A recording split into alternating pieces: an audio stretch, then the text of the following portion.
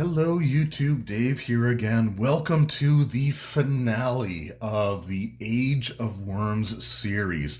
Today we are taking a look at the dawn of a new age from Dungeon Magazine issue 135 from June of 2006. And as you can see here, we've got Kyuss on the cover. We have our intrepid heroes from the Age of Worms series, and we have the city of Alhaster burning in the background with these giant overworms absolutely everywhere. This issue also had a sneak peek at the Savage Tide campaign, which is the third and final Adventure Path installment for the Paizo era of Dungeon Magazine. So that'll be the next series that we begin. I am still currently running this particular campaign, but we'll start that series probably relatively soon because we're a little over halfway through, and we'll sort of touch on it as we go. But here today we are looking at Dawn of a New Age. Bring out your dead for the Monty Python fans for you there, and the Worm God comes alive. So let's take a look at this particular installment, shall we? We have the Dawn of the New Age here. We've got the artwork with Lashona, the vampiric silver dragon, attacking the players just outside of the brand new Spire of Long Shadows, the giant tower that was created or built by Prince Zeech under the influence of Kyuss and his minions. A bit of an indirect pawn he was in all of this. This adventure is designed for a group of 20th level characters. However, they should reach epic level during the course of the adventure, depending on how much they did. I want to say my player started this chapter at level 21, and there's a reason for that, and we'll talk about that here in a little moment. But let's go over the adventure as it's designed, shall we?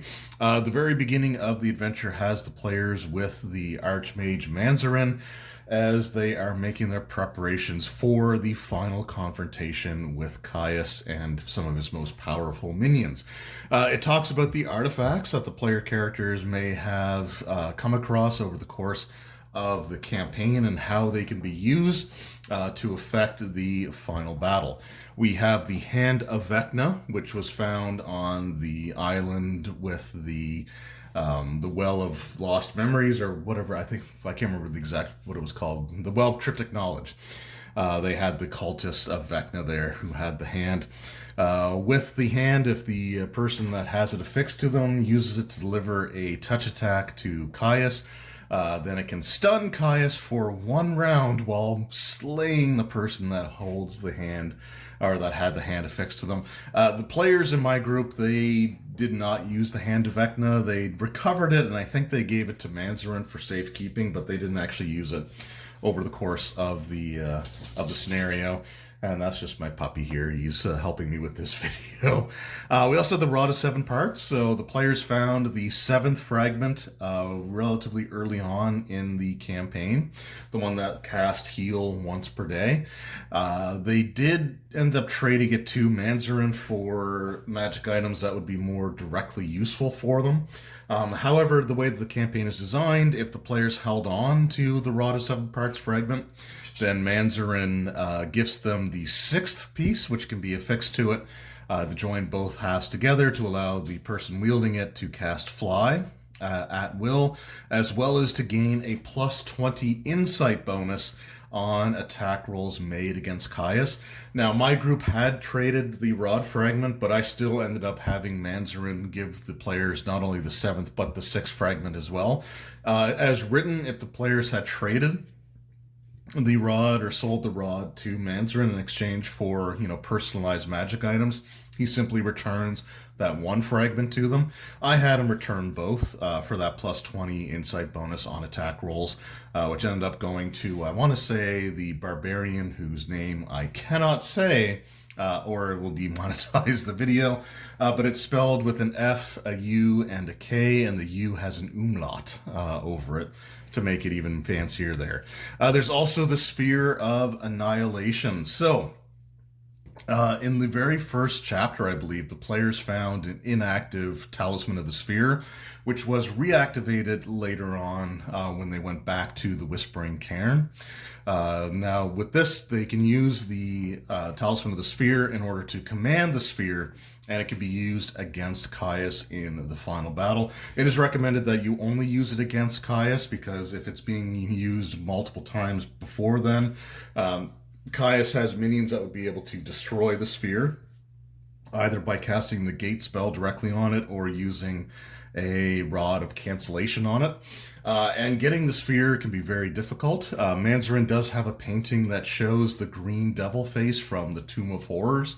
And those paintings can be used to essentially teleport without error. So the players can teleport to the... hey, buddy.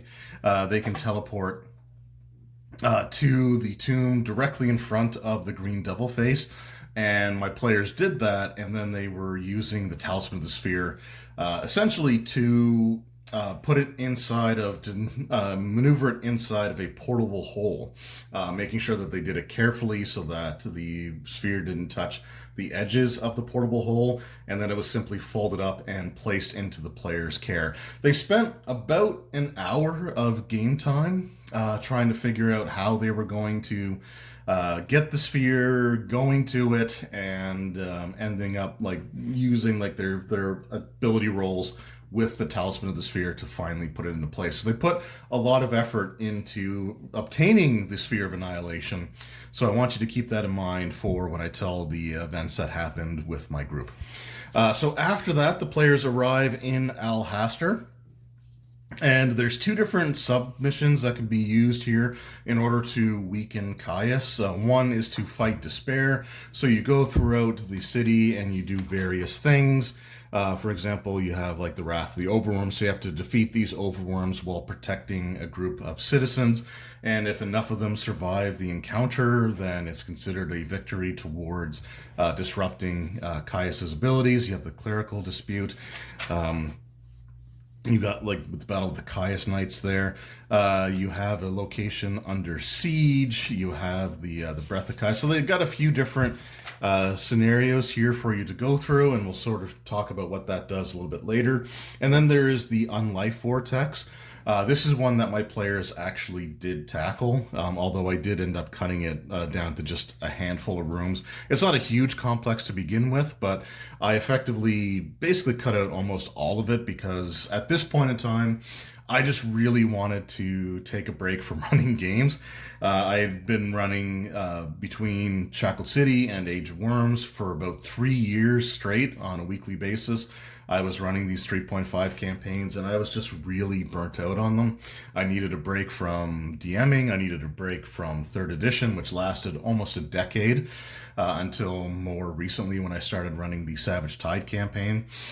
So I really truncated a lot of this particular adventure. But with the Unlife Vortex there is this vortex of negative energy, which is used to help bring Kyuss forth.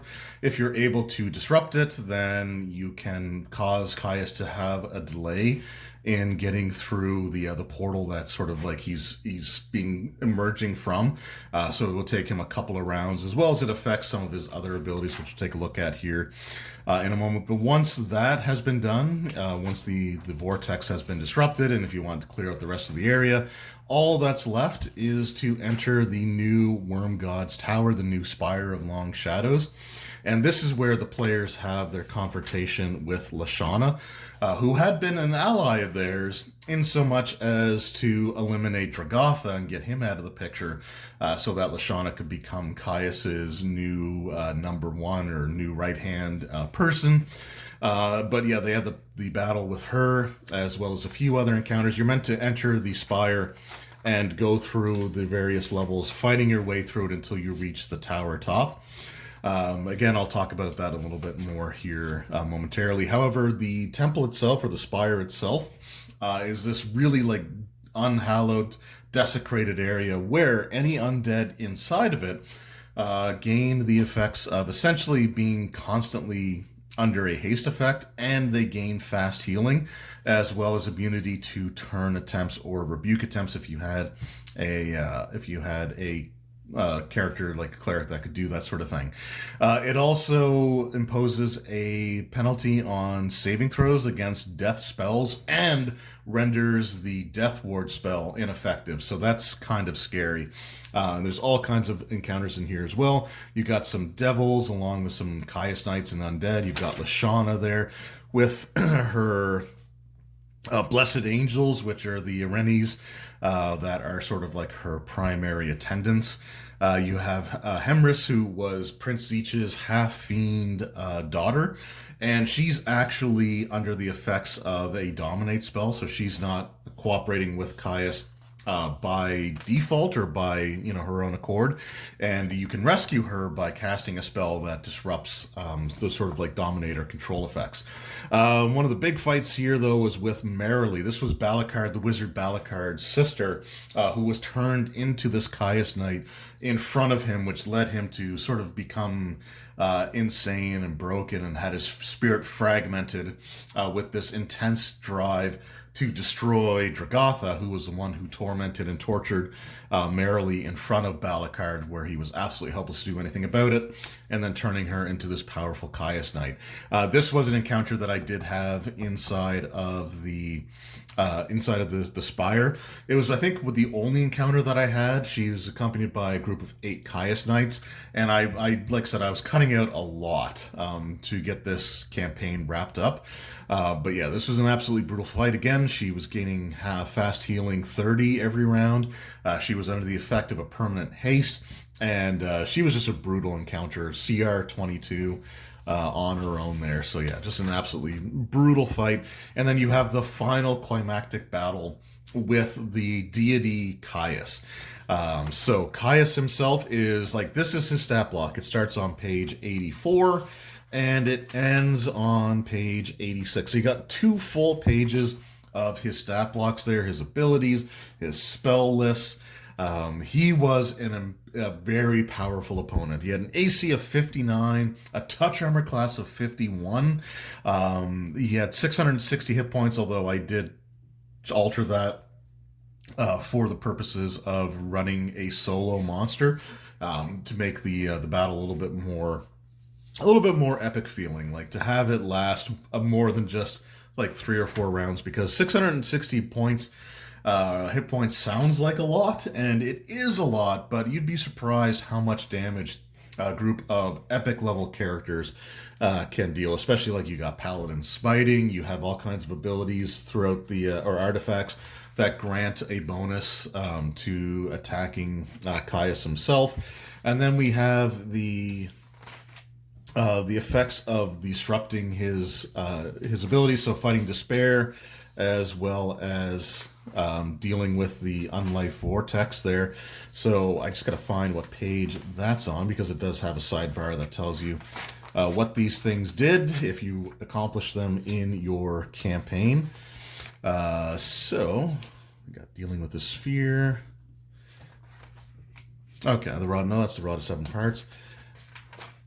Of course, I found it easily when I was reading this adventure in preparation for it. Essentially, what Fighting Despair did, if memory serves me properly, and it should be in here somewhere, is it took away quite a bit of Kyuss's. Like, it gave him... he lost his divine rank to his armor class, which isn't a lot, but it also gave him like a negative 10 on attack and damage rolls. Man, I can't find that to save my life now. It was in here somewhere. I swear that it was, but I'm not going to go through and try everything here. But yeah, it also gave him so that he lost his. I want to say he lost his insight bonus to AC, which dropped it down by 20 points.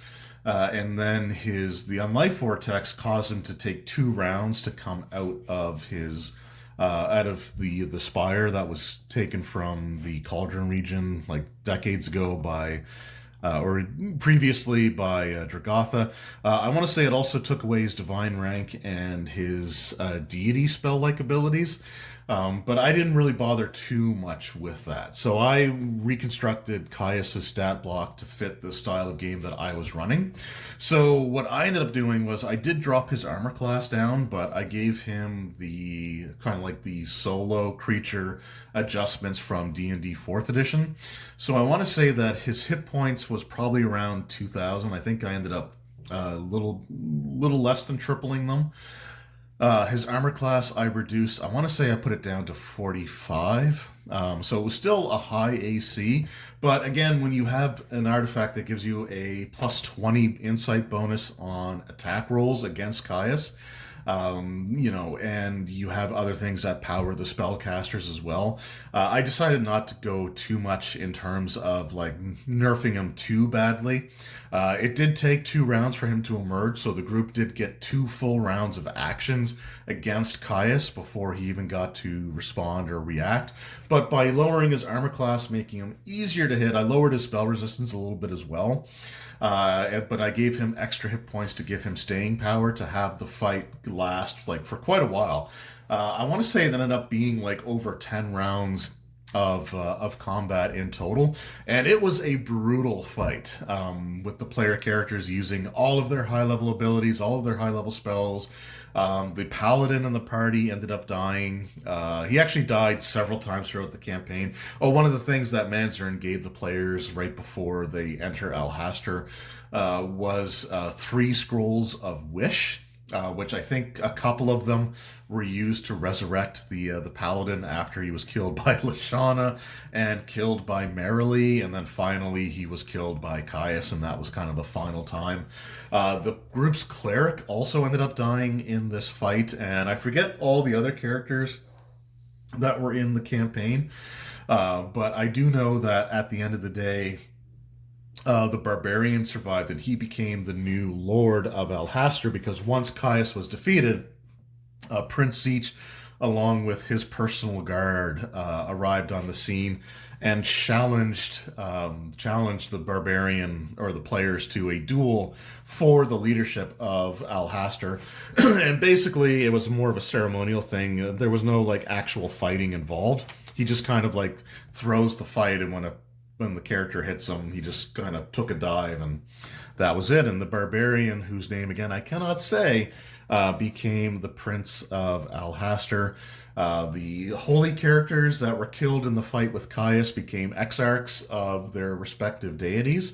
There was a war mage as well in the campaign, and I think she ended up becoming the head of a new magic academy inside of Alhaster. And I forget what the other character was in the group. I can't remember if it was a dragon shaman or there was some sort of character like that. It was one of the ones from like the later books that came out. I forget what he was playing, and I forget what happened to that particular character. But again, after an incredibly brutal fight, with Kyuss, with the players using their best spells, their best abilities, several of them falling in combat. When the Worm God was finally laid low with a blow from I think it was even the Barbarian, that landed the final blow that defeated Kyuss and ended up destroying him once and for all, quote unquote. I asked the players when they kind of like reveled in their victory and they kind of settled down a little bit, and then I finally asked them what their plans were for their Sphere of Annihilation, because after all the effort they went through in order to retrieve this thing, when they got to Alhaster and the fights began, they completely forgot that they had it. And the Sphere of Annihilation would have come in really handy because it had 2 different effects that you could use with it. The first effect would be to have it destroy one of Kyuss's artifacts. So Kyuss had 2 artifacts with them. They had the Cowl of the Worm God and the Mace of Kyuss. Either one of those could have been instantly destroyed, which would also destroy the sphere as well. So the Cowl of the Worm God gave a +6 enhancement bonus on intelligence, wisdom, and charisma, as well as a +5 resistance bonus on all saving throws, and a +8 bonus to armor class. The Mace of Kyuss was a Vorpal, unholy, vicious executioner's mace. So that was a very scary list of abilities as well. The Vorpal effect, I think the only thing that prevented that from going off was the fact that the Barbarian was wearing heavy fortification armor. But that's the only thing that I think ended up saving him from that. But yeah, they spent all that time to get the Sphere of Annihilation and completely forgot about it once the actual battles had begun. But yeah, it was an incredible session. It was a great time going through and finishing off this particular campaign. My group had a really good time. They really enjoyed the final fight. It was definitely a brutal fight, but at the end of the day, it was definitely a memorable one. And all these years later, the Sphere of Annihilation joke is still something that comes up in our regular games, as well as some other things like Prince Seach and his dinner party. And that brings me to sort of my thoughts on the campaign as a whole. So this was the second adventure path that was released by Paizo for the Dungeon magazines, but it came after the critical success that was the Shackled City adventure path. When Shackled City was under development, there was some concern amongst the Paizo staff that they were locking themselves into what they first, I think, thought was only going to be like 6 chapters, which became 10, which became 12 or 11. No, it became 11 by the end of the day, 12 in the hardcover book. But they were worried that it wasn't going to be well received. So each individual chapter, especially for the first half of the campaign, each chapter was completely designed to be a standalone, to the point where the events that were connecting all of them together with the major story was happening sort of behind the scenes. There were sidebars for the DM, like campaign seeds and things along those lines, to give the DM an idea of how these are impacting the main story overall. But they were so unconnected on the surface level that the players really didn't know what was going on until the very end of the campaign. Like Adamarcus was sort of mentioned in the 6th chapter of the Shackled City Adventure Path, but you completely forget about him until the very final chapter, when all of a sudden you start sending these reborn villains with the Smoking Eye template at the party until they go and fight him. So you kind of lost sight of who the real villain was because you didn't really know.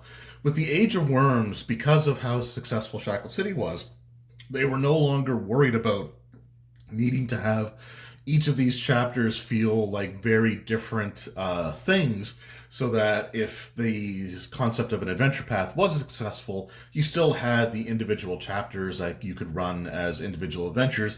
But because it was successful initially, this was designed from start to finish to tell one tight, cohesive story. And I think they did a really good job with that, but it is a little bit of a double-edged sword, because the players are roped into this one story from level 1 all the way to level 21, and there's nothing really in terms of like side stories that take place throughout the entirety of this campaign. Like even something like entering a gladiatorial event is still completely connected to the cult of Kyuss and everything that's going on there. So some of the players did say that, like, when it was all said and done, they loved the campaign, but it did feel kind of oppressive, the storyline, because it's a bleak story. And there's a lot of like horrible things that end up happening throughout the entirety of this story that I think kind of took its toll on the players a little bit. But other than that, like, it was a fantastic campaign. The only chapter that I really didn't enjoy running was the 2nd chapter, which is the one where you were going up against the Ebon Triad cult with the 3 different like little tiny dungeon crawls that you're going through, each of them sort of one after the other, in order to sort of disrupt their plans for Diamond Lake. But that one was a bit of a slog to get through. And even like was talking about it with one of my players from that campaign recently, and he said that like for him, he didn't really get invested in the campaign until the battle with the lizard folk at in the Mist Marsh. So like that was the 3rd installment, so it wasn't too bad. But that second one was, man, it was a slog to get through, and I shortened it up quite a bit because the Vecna section of that level or that thing was supposed to be this huge maze, and there was no way I was going to run that. But this campaign had some amazing moments, and while the Shackled City adventure had some cool sort of set pieces as well, this one was just an epic event with epic things happening one after the other. Starting with like the going through the Whispering Cairn in the very first installment there, finding like the burial site of one of the Wind Dukes of Agua, or however you pronounce that, was an incredible moment. You had the battle with Dragotha, the original undead dragon, which was an amazing set piece. You had the island with the Well of Triptych Knowledge, where the players go back in time to get a glimpse of what the Age of Worms could be, and they're still pretty ambiguous as to whether they were actually teleported there back in time or if it was just more of an illusory effect. But man, like the group got TPK'd in that situation. So it like really went to show how serious the Age of Worms was. And that was an incredible moment. You had the Champions games, like the gladiatorial games, which is a lot of fun to run and something I would love to revisit in a future campaign. Like just the gladiatorial games, the Champions games alone, without all the stuff involving the cult of Kyuss and all that. You had the story of Balakard, that you were this wizard that you've been following in the footsteps of for several installments, only to learn his tragic backstory. And there was definitely a degree of satisfaction when the characters finally destroyed Merrily and was able to set her soul free to rejoin Balakard in the afterlife.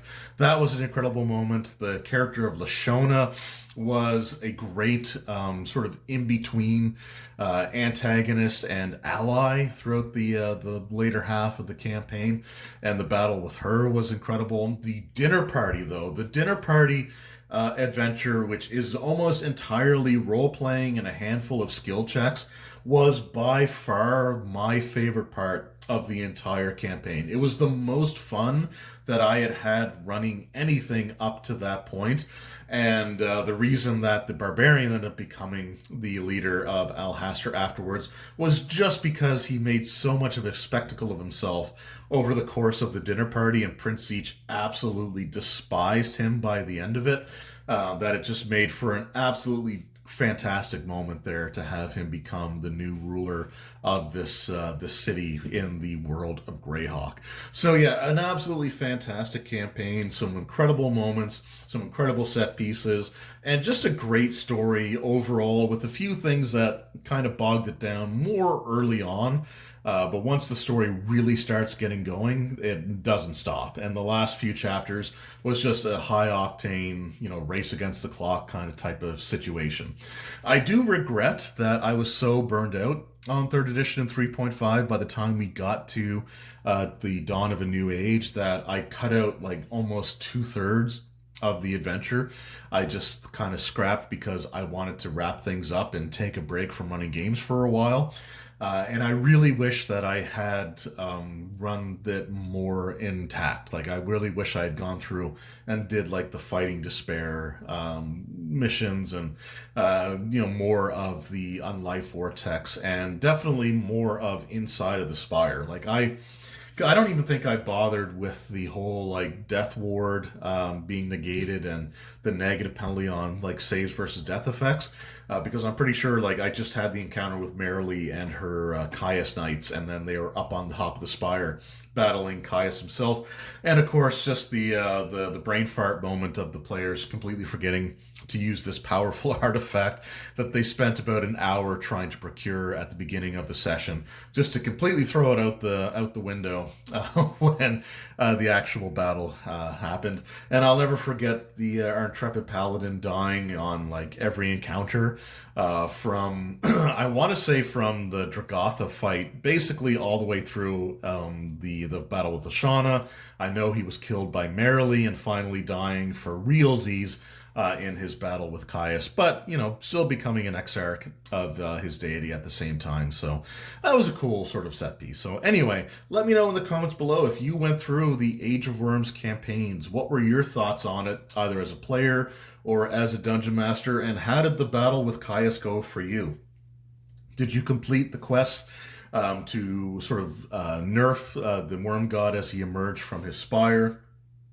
Did that not go so well for you? How was the battle with Lashana and Marilee? And did you use the Sphere of Annihilation? And if so, what did you use it for? Oh, I forgot to mention the second thing that it could have done. So the first thing was to destroy one of the powerful artifacts that Kyuss had. The other one was that each time it hit him, if you hit him physically and not try to destroy one of his items, each hit would allow you to drain his hit points by half. So it would keep cutting his hit points in half until if you hit him when he's reduced to 200 hit points or below, it would destroy him and the sphere. Truthfully, if the players had remembered that they had the sphere when they did the encounter, I don't think I would have used that one because it kind of cheapens the battle. And Kyuss actually didn't have any abilities himself to deal with the sphere. Like, I thought he had the gate spell prepared as one of his either his clerical or wizard spells, but he didn't. So I decided not to bother with that one, and I was just going to have it destroy one of his 2 artifacts. But they, like I said, they completely forgot that they had it. Anyway, that was my look at the Age of Worms. So I hope you guys enjoyed the series. I know it took a while to sort of get through, but we have completed it now. And I'm looking forward to starting my review series on the Savage Tide campaign. It'll probably be a month or two. I might start that in, actually, I might start that in 2025. So I'll give my group a bit more of an opportunity to get through some more of the chapters, and hopefully by the time I start working on that, they'll be near the end game of that as well. Anyway, thank you all so very much for watching. I truly appreciate it. It means the world to me. Any view I get means a lot. So I really do appreciate it. And I hope you all have a great weekend, whatever it is, whatever time it is that you're watching this. And I will see you all next time. Until then, take care.